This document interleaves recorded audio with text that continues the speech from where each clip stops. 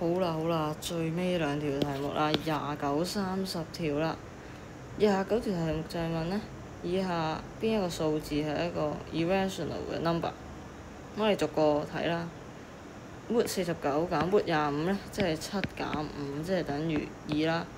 咁佢係 rational 嘅。咁 B 呢，我哋撳一撳計數機，撳到5.196152423，之後仲有好多個小數點嘅。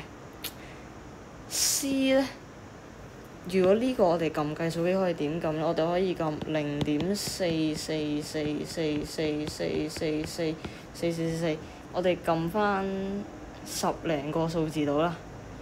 然之後我哋撳 EXE， 跟住再撳 Shift， 跟住分數線就會出到4除9啦。咁呢個都係 rational 嘅。最尾 D 呢，我哋都係照撳計數機負 root 8，跟住生括弧啦，除翻 root 50，我哋就會撳到負0.4㗎啦。佢都係 rational 嘅，所以答案就係 B 啦。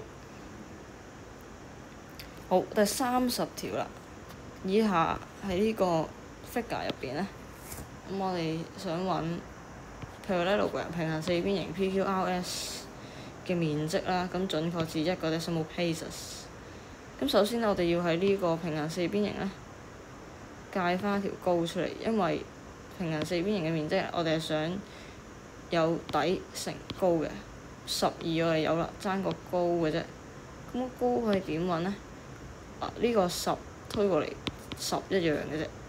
然之後佢俾咗61我哋，咁呢個 H10 61呢個關係呢，我哋唱翻歌就記得㗎啦，就係